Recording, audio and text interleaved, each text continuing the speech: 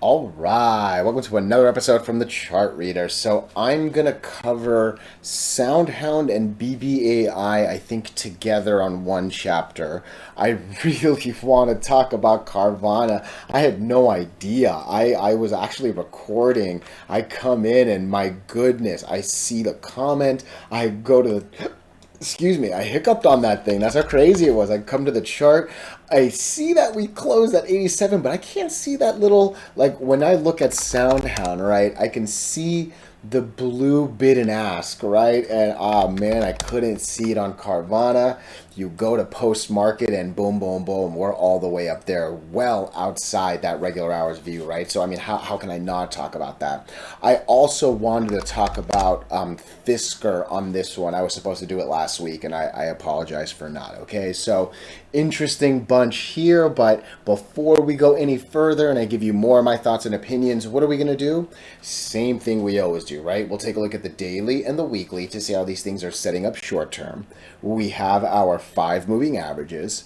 There are horizontal support and resistance lines that I do draw manually myself. And then when we are done up here, we'll use the MACD, RSI, and volume as our lower indicators.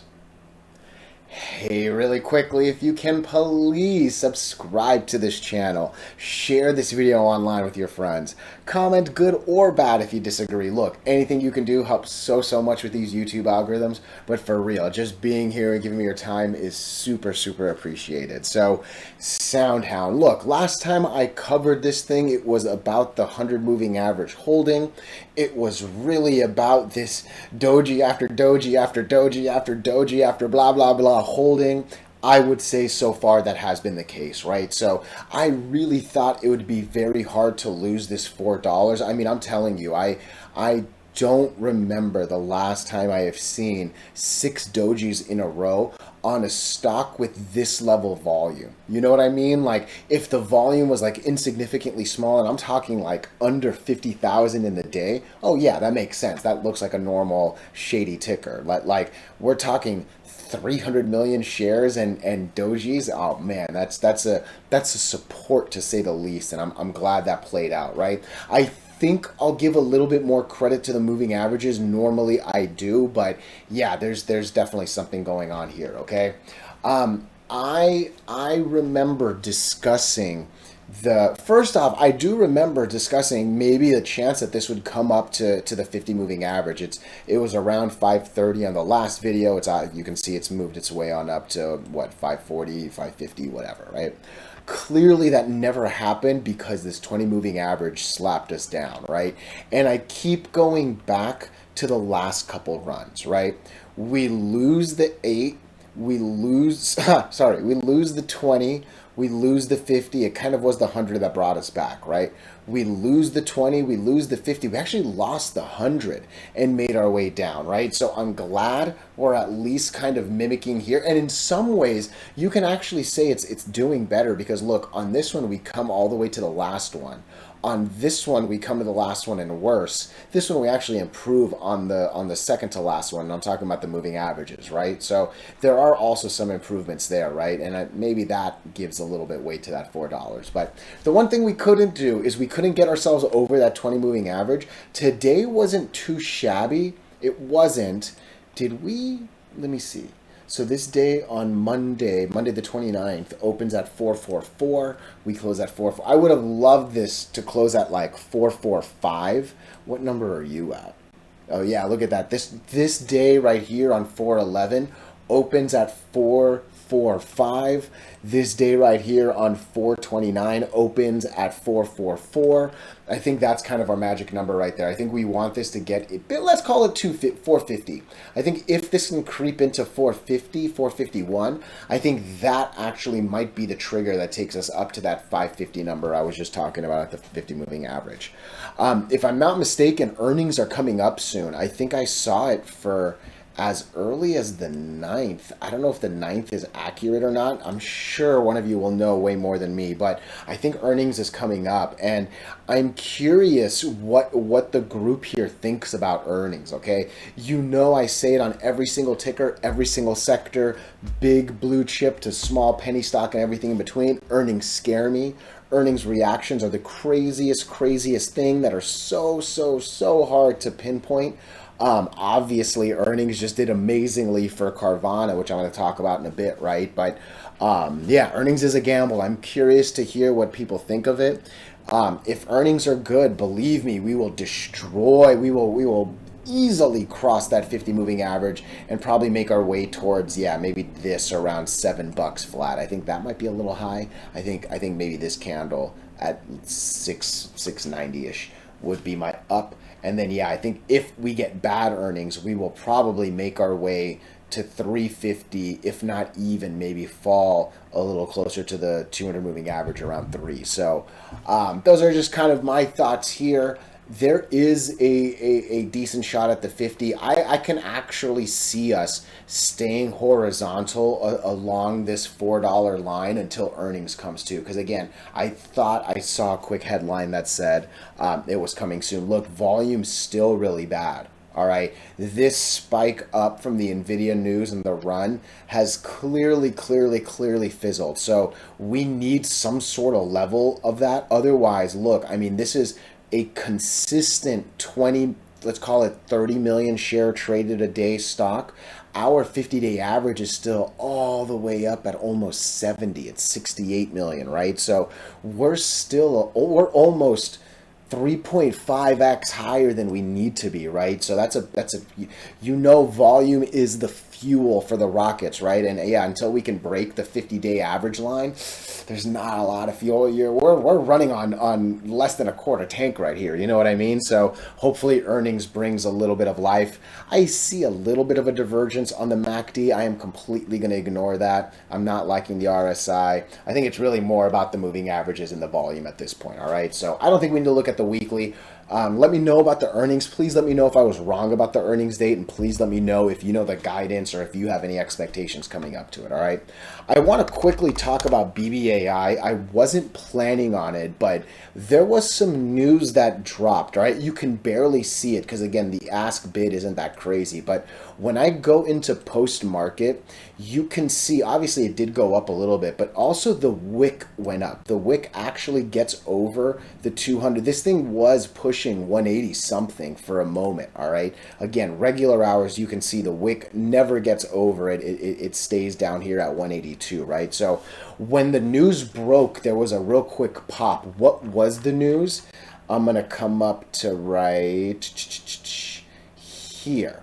Okay. Oh, nice. I was right. 5.9. Good job. Where was it? Where is it? Right here.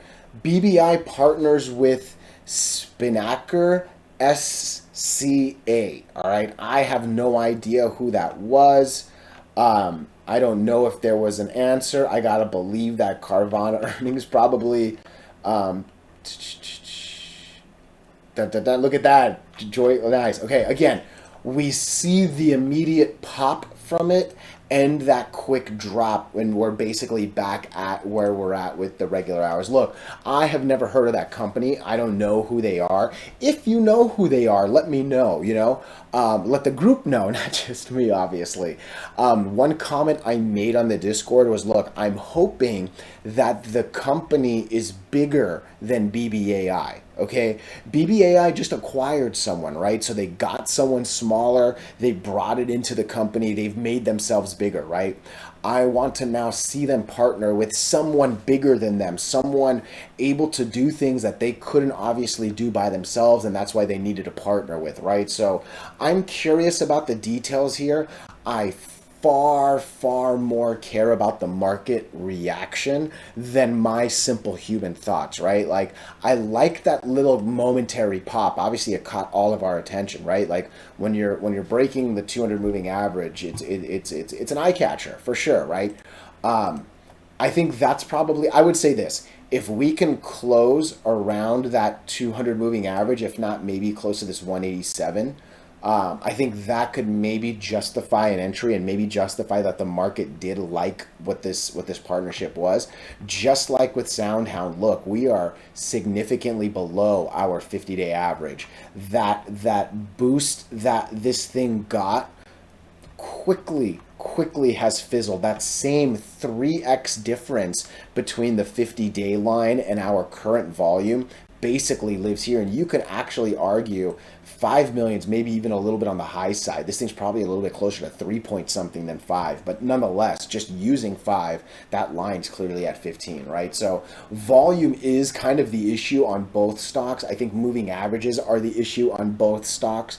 I'm pretty much ignoring MACD and RSI, and I actually know that I see them both uptrending. And hey, maybe you can argue I'm ignoring these incorrectly, but yeah, I'm not liking how this moving average, how we're sitting there, and obviously I'm not liking volume, right? So I think that's a good 1-2 on these. Let me know your thoughts. Let me know your opinions, even if you disagree. CVNA. Oh my goodness. It's crazy because I remember talking about this stock down here. Like, I've got my lines from 15 to 20 something.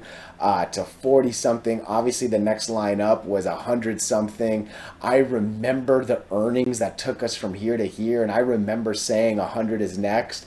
Damn, I'm not in Carvana. I am making no money on this, and it's sad how little money I made on this entire run. But hey, again, it is what it is, right? So I think I'm kind of complaining about myself than bringing you any value as a viewer. So sorry about that. But real quick, if you could subscribe, if you could share, it does wonders with the algorithms. Let's get into this. And again, regular hours closed down here. You can't see the little blue bid ask because boom, it is all the way up there. Now, there's an interesting comment, okay? I haven't validated this, all right, but I can see this being a maybe. It looks like a single dealership basically accounted for a lot of it. All right, now there's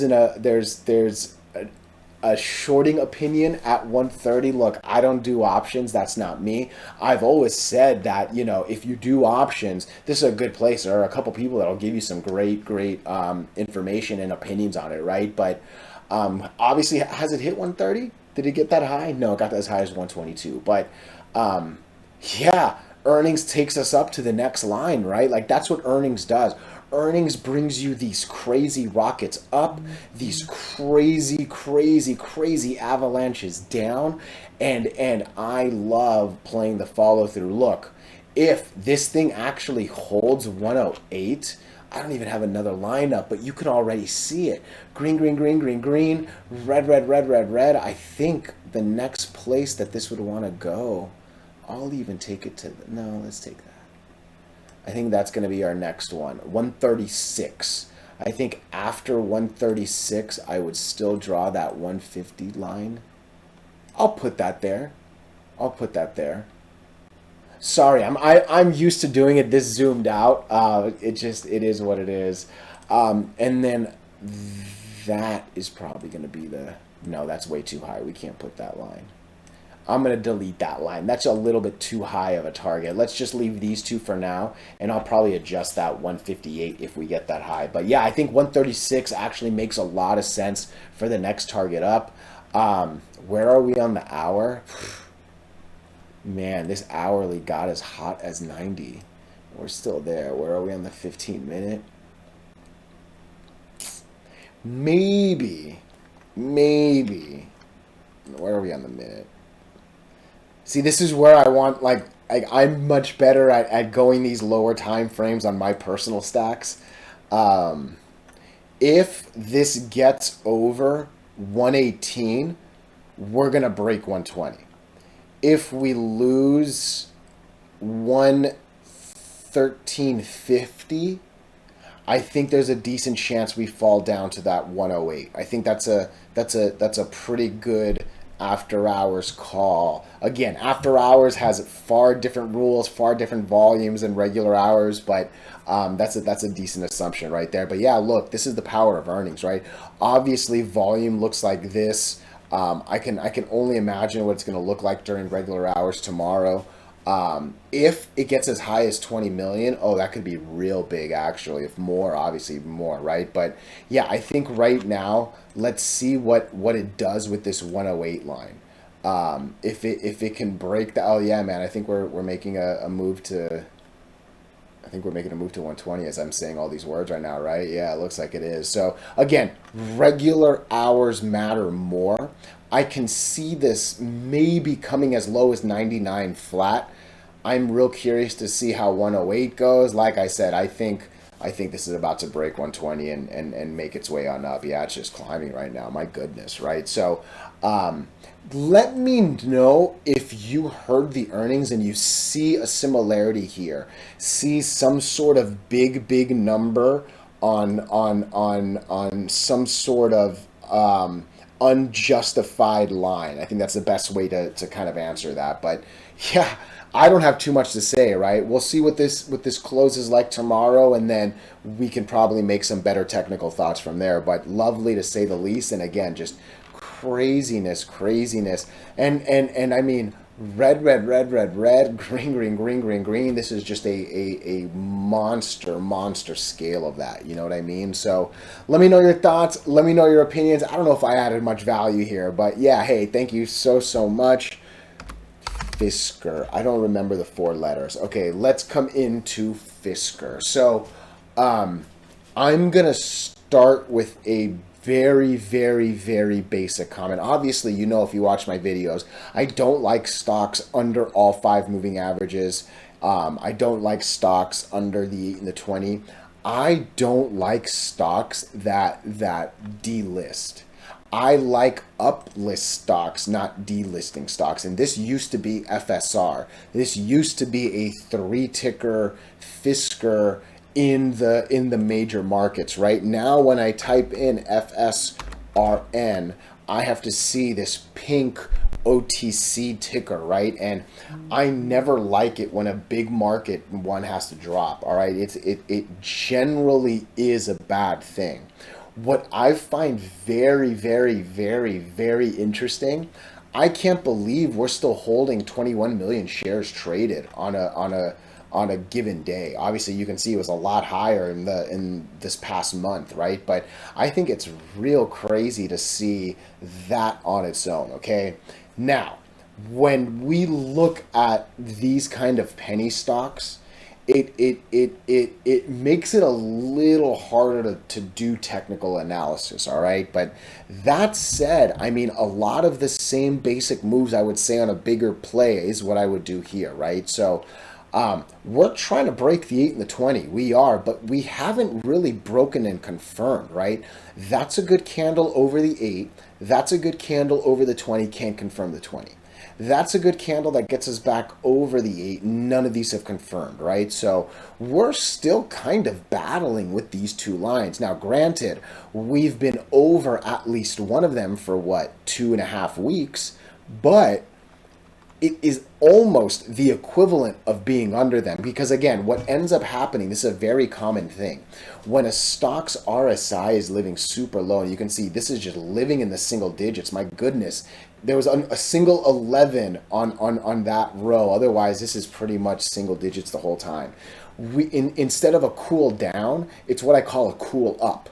Instead of just living down here, it has to come up just a little bit for it to basically come back down. And you can see that's what this stock does. Super low RSI, come up a little bit, let's go back down. Come up a little bit, let's go back down. Come up a little bit, let's go back down. I'm assuming, I really am assuming, that we're going to lose this 20 moving average. We're going to fall below 4 cents. And if we fall below 4 cents, I think we're going to make a fast move back down to this 2 cents, okay? If we can get to 7 cents, I'll be honest, I will actually set an alert for 7 cents. If we can get to 7 cents, I think there's a real decent reason to believe we might shoot the gap and make our way to the 50 moving average. Clearly, there's a little bit going on right here, right around 13, but hey, that's a beautiful percentage between 7 and there, right? So I'll draw this line. I don't know how significant that line is. I would put a little bit more weight on the 50, but I actually think this 2 cent line is way more believable than this 13 cent line. I do. Our volume isn't great, even though it's really high for a pink stock. I see the MACD going up, don't get me wrong. I see the green over red, don't get me wrong. I see a negative that isn't that high, don't get me wrong. I'm almost ignoring the MACD because I think that this cool up pattern that we're seeing on the RSI just makes the most sense to me. So I'm putting more weight here, here, and here, and pretty much ignoring the MACD on its own. All right. So these are my thoughts here. Please, if you disagree, don't ever hesitate to do so. Otherwise, oh, I appreciate you so much.